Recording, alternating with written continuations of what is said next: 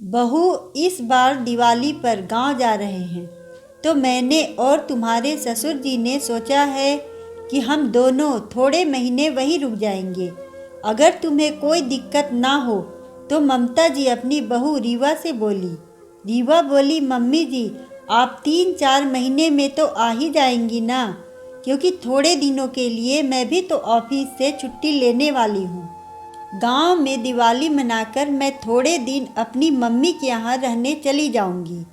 फिर तो वापस वही ऑफिस की भागदौड़ करनी है, और आप होती हैं तो मुझे बहुत सहारा मिलता है आपका।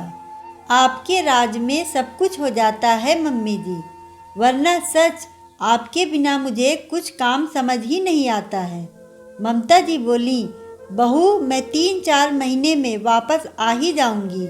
मैं जानती हूँ तुझे यहाँ मेरी ज़रूरत है।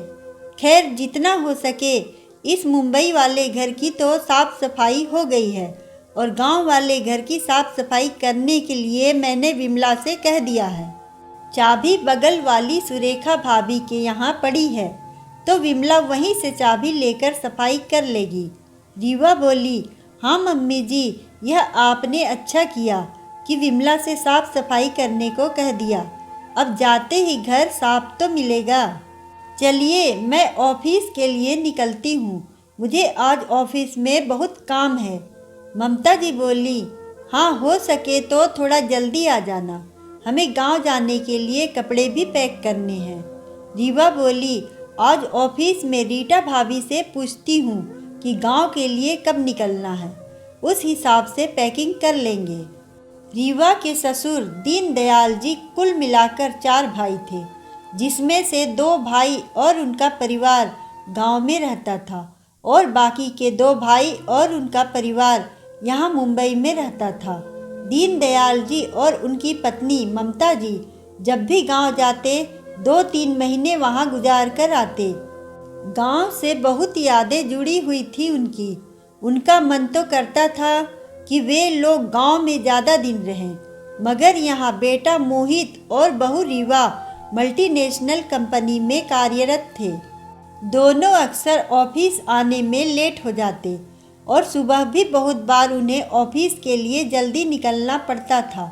ऐसे में ममता जी खाना और टिफ़िन तैयार कर देती, घर के अन्य काम भी वे खुशी खुशी कर देती थी। ससुर दीनदयाल जी भी बाहर से दूध दही सब्जी फल इत्यादि ला देते थे। इस बार गांव में दिवाली में ममता जी ने अपनी सभी देवरानी जेठानियों का खाना और पूजा अपने घर में रखी थी, जिसकी तैयारियां जोरों शोरों से चल रही थी। गांव के घर में ले जाने के लिए दिए, लाइट्स, पटाखे सभी लाकर रख दिए थे, बस पैकिंग करनी बाकी थी। रीवा के काका जी सोमनाथ जी की बहू रीटा भी रीवा के ऑफिस में ही काम करती थी। रीवा का और रीटा का परिवार साथ में ही गांव जाने वाला था, इसलिए रीवा ऑफिस के लंच टाइम में रीटा से बोली, रीटा भाभी गांव कब चलना है, कौन सी तारीख की टिकट निकलवानी है। रीटा बोली, मम्मी जी कह रही थी वे तुम्हारी सास ममता जी से इस विषय में आज बात कर लेंगी। रीवा बोली, भाभी आपकी सास और मेरी सास दोनों देवरानी जेठानी, और ऊपर से उनकी गांव वाली 2 जेठानी देवरानी, बाप रे, अब सभी लोग मिलकर दिवाली की तैयारी करेंगे। मुझे तो एक बात समझ नहीं आई, अपने अपने घरों में चुपचाप अपना अपना परिवार पूजा कर लो, यह सभी को इकट्ठा करना फिर साथ में खाना रखना, इंसान कितना थक जाता है बेचारा। मुझे तो यह सब बिल्कुल पसंद नहीं, मगर मम्मी जी की वजह से सब करना पड़ता है। रीटा बस मुस्कुरा दी, वह कुछ नहीं बोली, क्योंकि वह रीवा की आदतों को अच्छे से जानती थी। यहाँ कंपनी में भी रीवा रीटा के साथ कंपटीशन की होड़ करती, जबकि रीटा हमेशा उसे अपनी चचेरी देवरानी होने के कारण उसकी ऑफिस में काम में भी मदद करती। दूसरी तरफ रीटा की सास नर्मदा जी ने अपनी देवरानी ममता जी को फ़ोन किया, और सभी ने दिवाली के 2 दिन पहले गांव जाने का मन बना लिया। उसी आधार पर दीनदयाल जी ने भी सभी की टिकट्स बुक करवा दी। रीवा की सास ममता जी रीटा की सास नर्मदा जी सगी देवरानी जेठानी थे। दोनों में आपस में बहुत बनती थी। वे सब पहले गांव में संयुक्त परिवार में रहते थे। गांव में रह रही दोनों जेठानी देवरानी भी मुंबई में रह रही देवरानी जेठानी का इंतजार करती कि कब वे भी वापस गांव आएंगी और सभी मिलकर साथ में त्योहार का आनंद लेंगे।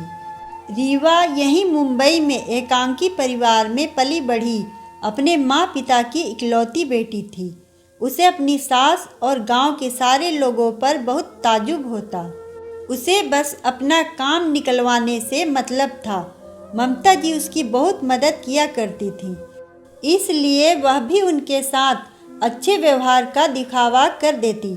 मगर रीवा के मन में उन लोगों के लिए बिल्कुल आदर भाव नहीं था। दिवाली पर गांव जाने के लिए सभी लोगों ने अपने कपड़ों की पैकिंग कर ली। रीवा ने सारे वेस्टर्न कपड़े अपने साथ डाल दिए और जिस दिन गांव जाना था उस दिन भी वेस्टर्न कपड़े पहनकर रेडी हो गई। ममता जी उसे देखते ही बोली, बहू हम गांव जा रहे हैं और वह भी दिवाली की इतनी बड़ी पूजा के लिए। वहाँ ऐसे कपड़े मत पहनो। गांव में लोग दो बातें बनाने में वक्त नहीं लगाते। मम्मी जी मुझे तो इन कपड़ों में कोई बुराई नहीं लग रही। गांव तो गांव ही रहेगा और मैं तो यहाँ शहर में पली बढ़ी लड़की हूँ। गांव वालों को जो बोलना है बोलने दीजिए, हमें क्या। ममता जी बोली, बहू मैं भी किसी के कहने का कोई अर्थ नहीं निकालती, मगर मुझे खुद यह महसूस हो रहा है कि दिवाली जैसे मौके के लिए साड़ी सलवार कमीज तुम पर ज़्यादा सूट करता। यह वेस्टर्न परिधान तो पार्टीज में ही अच्छे लगते हैं। रीवा बोली, मम्मी जी रीटा भाभी भी यहाँ मुंबई में ही पली बढ़ी लड़की है। आपको लगता है वह वहाँ गांव में ऐसे ट्रेडिशनल कपड़े पहनेगी? देख लेना नहीं पहनेगी। इसलिए मैंने तो सूटकेस में भी सारे वेस्टर्न कपड़े ही भरे हैं। ममता जी ने भी बहू के आगे हथियार डाल दिए और सोचने लगी, जो करना है करो, मुझे क्या। कौन से परिधान कौन से अवसर पर अच्छे लगेंगे यह सीख भी मुझे ही देनी पड़ रही है। और कुछ जवाब ना देते हुए अपने कमरे में चली गईं। थोड़ी देर बाद जब मोहित ने रीवा को देखा तो बोला, रीवा गांव में यह कैसे कपड़े पहनकर साथ चल रही हो? हम वहां पूजा के लिए जा रहे हैं, पार्टी के लिए नहीं। मोहित के मुंह से यह सब सुनकर रीवा को लगा जैसे अकेले में उसकी सास ने ही उसके पति को रीवा के खिलाफ भड़काया होगा। मोहित ने जब रीवा का बैग खोला तो देखा कि उसने अपने सारे वेस्टर्न कपड़े ले रखे थे। मोहित ने रीवा से सारे वेस्टर्न कपड़े खाली करवा के सलवार कमीज बैग में भरने को कहा। रीवा को मन ही मन बहुत गुस्सा आ रहा था, मगर उसे मोहित की बात माननी पड़ी क्योंकि उसके पास और कोई चारा न था। वह मोहित का गुस्सा भली भांति जानती थी, इसलिए चुपचाप बैग में से वेस्टर्न कपड़े निकाल के सलवार सूट डाल दिए। ममता जी को भी यह देखकर तसल्ली हुई कि चलो अच्छा हुआ, बहू ने मेरी ना सही मोहित की बात तो मानी, वरना कोई मेरी बहू के कपड़ों को लेकर उंगली उठाए यह मैं बर्दाश्त नहीं कर पाती। दिवाली के 2 दिन पहले सभी गांव पहुंच गए। रीवा की सास और सभी देवरानी जेठानी ने मिलकर एक साथ दिवाली का सारा नाश्ता बनाया और फिर दिवाली के दीप जलाए। इन 2 दिनों में रीवा को लग रहा था घर में कितनी भीड़ एकत्रित हो चुकी है। वह अपना भी टाइम मिस कर रही थी कि काश इतनी भीड़ ना होती तो मैं अकेले अपने कमरे में जाकर सिर्फ टीवी देखती। मगर सोचने लगी कि चलो 4 दिन और सही, फिर तो अपनी मम्मी के घर जाकर अकेले में खूब मज़े करेगी। दिवाली के दिन सभी का खाना रीवा के घर में रखा गया था। खाना बनाने के लिए रीवा की सास ने पहले ही विमला और रानी को अपनी मदद के लिए बुलवा लिया था और विमला से कहने लगी, सुनो दिवाली खत्म हो जाए फिर विमला तुम वापस मेरे घर मेरी मदद के लिए आ जाना, क्योंकि मुझे पापड़ वड़ी, केर आंवले का अचार यह सब बनाना है। विमला बोली, जेठानी जी अभी पापड़ वड़ी अचार यह सब क्यों? ममता जी बोली, बेटा बहू वापस मुंबई जा रहे हैं, उनके साथ पापड़ वड़ी बनाकर भेजने हैं। मेरी बहू को मेरे हाथ के पापड़ वड़ी अचार बहुत पसंद है। विमला बोली, सेठानी जी, आपके लिए तो जान भी हाजिर है। जब चाहे बुला लेना, मैं आपकी सब मदद करवा दूंगी। दिवाली की पूजा के समय रीवा ने एक सलवार सूट का सेट पहन लिया जो दिखने में थोड़ा हैवी था, मगर यह क्या, जब उसकी रीटा भाभी पूजा के लिए तैयार होकर आई तो रीवा की नज़रें उसे निहारती रह गई। रीटा ने क्रीम कलर का लहंगा चोली, गले में हार, कान में बड़े झुमके और माथे पर बिंदी लगाई थी। जिस बहू को मुंबई में रीवा ने कभी सलवार कमीज में भी नहीं देखा, वह बहू यहाँ लहंगा चोली पहनकर घूम रही थी। वहाँ तो ऑफिस में रीटा हमेशा जींस टॉप पहनकर ही ऑफिस आती, मगर यहाँ उसका अलग ही रूप था। रीटा के घर वाले अपने यहाँ की पूजा संपन्न कर रीवा के घर पूजा में सम्मिलित होने आए थे। पूजा के बाद रीटा सभी को मुस्कुराहट के साथ खाना परोस रही थी, जबकि रीवा सिर्फ नाम की रसोई में सभी के साथ जाकर खड़ी हो गई थी। ममता जी को भी मन ही मन रीटा का व्यवहार बहुत अच्छा लगता, मगर उन्होंने यह बात कभी रीवा से नहीं कही, क्योंकि वे जानती थीं कि कभी भी एक बहू की तारीफ दूसरी बहू के सामने नहीं करनी चाहिए। अकेले में मौका पाकर रीवा रीटा से बोली, भाभी, आप शहर से होकर यहाँ आकर गांव वालों जैसी हरकतें क्यों कर रही हो? रीटा बोली, रीवा, मेरा मानना है कि हम जहाँ जिस काम के लिए उपस्थित होते हैं, हमें वैसा ही परिधान और वैसे संस्कार अपनाने चाहिए। जब हम ऑफिस जाते हैं तो जींस टॉप पहनते हैं, जब हम पार्टीज में जाते हैं तो वेस्टर्न पहनते हैं, और जब हम पूजा में जाते हैं तो साड़ी या लहंगा पहनते हैं। परिधान का भी तो जिंदगी में बहुत महत्व होता है। रीवा यह सब बातें ध्यान से सुन तो रही थी, मगर ग्रहण कितना कर रही थी वह उसे खुद नहीं पता। ममता जी ने भी रीटा की सारी बातें सुनी और सोचने लगी, रीटा भी मुंबई में ही पली बढ़ी है, मगर संस्कार और रीति रिवाजों को बखूबी निभाती है। ममता जी रीटा की बातों से प्रभावित थीं, मगर रीवा के लिए उनको कोई ग्लानि नहीं थी, क्योंकि उनका मानना था कि रीवा में धीरे धीरे सुधार जरूर आएगा। दिवाली के 2 दिन एक दूसरे के घर आने जाने और एक दूसरे को नववर्ष की शुभकामनाएं देने में यूं ही बीत गए। जब रीवा ने कहा कि वह लोग 2 दिन बाद वापस मुंबई के लिए रवाना होंगे, क्योंकि थोड़े दिन वह अपनी मम्मी के यहाँ जाना चाहती है, ममता जी ने जल्दी से विमला को बुलाकर पापड़ वड़ी बनाने में मदद करने को कहा, ताकि वह बेटे बहू के साथ उनके लिए उनके साथ ही सामान भेज पाए। रीवा बोली, mummy ji, thank you so much. आप मेरे लिए कितना सोचती हैं। आप जानती हैं मुझे पापड़ बड़ी बहुत पसंद है, इसलिए आप सब काम छोड़कर पहले मेरे लिए यह बनाने बैठी। ममता जी भी मुस्कुराकर बोली, बेटे बहू के लिए नहीं करूँगी तो किसके लिए करूँगी भला। ममता जी और विमला पापड़ बड़ी बनाने लगे। तब विमला बोली, मेरी देवरानी पारुल को भी पापड़ बड़ी बहुत पसंद है सेठानी, और वह पेट से भी है। मेरे बच्चे भी बीच बीच में याद करते हैं पापड़ बड़ी, मगर मुझे बनाने का समय ही नहीं मिल पाता। ममता जी बोली, तुम छोटे लोगों की यही दिक्कत है, पहले ही नियत खराब कर देते हो। ले जाना तेरी देवरानी के लिए भी और तेरे बच्चों के लिए भी थोड़े से पापड़ बड़ी, अभी फटाफट हाथ चला।